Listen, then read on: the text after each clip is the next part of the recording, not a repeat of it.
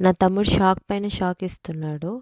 Pizza order పెట్టినారా అంటే, ఎందుకే మనమే ఈజీగా చేసుకోవచ్చు అని చెప్పి వెళ్ళి స్టోర్లో పిజ్జా బేస్ తీసుకొని వచ్చి మరీ స్టార్ట్ చేశాడు పిజ్జా చేయడం. చాలా సింపుల్గా అయితే అయిపోయింది. మీకు చూస్తేనే అర్థమైపోతుంది.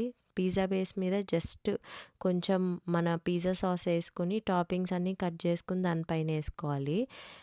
అసలు ఈ పిజ్జా చేసే ప్రాసెస్లో అమెరికాకు వచ్చిన మా తమ్ముడు ఎంతలా మారిపోయాడో మీకు చెప్తా. ఒకప్పుడైతే హ్యాపీగా ఇంట్లో కూర్చొని పబ్జీ ఆడుకుంటా మా మమ్మీ మా అమ్మమ్మ చేసి పెట్టిన ఫుడ్ బెడ్ మీద కూర్చొని మరీ మేసేవాడు. ఇక్కడికి వచ్చిన తర్వాత అసలు ఒక్కసారి కూడా బెడ్ కాదు కదా, అసలు ఎప్పుడు చూడు వంటింట్లో వంటలు చేసుకోవడమే వాడి జీవితం అయిపోయింది. అమెరికానా మజాకా అన్నట్లు అయిపోయింది. నేను ఇండియాలో ఉన్నప్పుడు చాలాసార్లు చెప్పేదాన్ని, వెళ్ళి నీ ప్లేట్ తెచ్చుకొని తినరా అని. అయినా కూడా లేచేవాడు కాదు. ఆ పబ్జీ ఒకటి ఆడుకుంటూ ఎప్పుడు చూడు ఫ్రెండ్స్తో చాటింగ్ చేసుకుంటూ కూర్చునేవాడు. నేను చాలాసార్లు అరిచేదాన్ని, నువ్వు వెళ్తావు కదా అమెరికా, నీకు చుక్కలు చూపిస్తుందిలే పో అని చెప్పి. నిజంగా అదే కనిపిస్తుంది నాకైతే.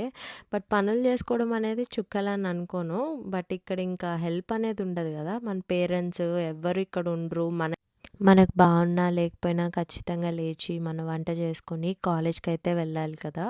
చాలా మారిపోయాడు మా తమ్ముడైతే. అసలు ఇప్పుడు చూస్తే మా తమ్ముడేనా అని అనిపిస్తుంది చాలా సినారియోస్లో. ఎంఎస్కి వచ్చిన ప్రతి ఒక్కరి పరిస్థితి ఇదే ఏమో. అసలు మీరు ఇండియా వెళ్తే మీ పేరెంట్స్ అయితే కంపల్సరీ షాక్ అవుతారు. యాజ్ అ సిబ్లింగ్గా నేనైతే అసలు రోజుకు ఒక షాక్ అయితే తింటున్నా. వాడి రూమ్ ఒకసారి వెళ్ళడానికే భయపడేదాన్ని. ఇప్పుడు వాడి రూమ్ చూస్తే అబ్బా వీడి రూమా ఎంత నీట్గా పెట్టుకున్నాడు అని అనిపిస్తుంది.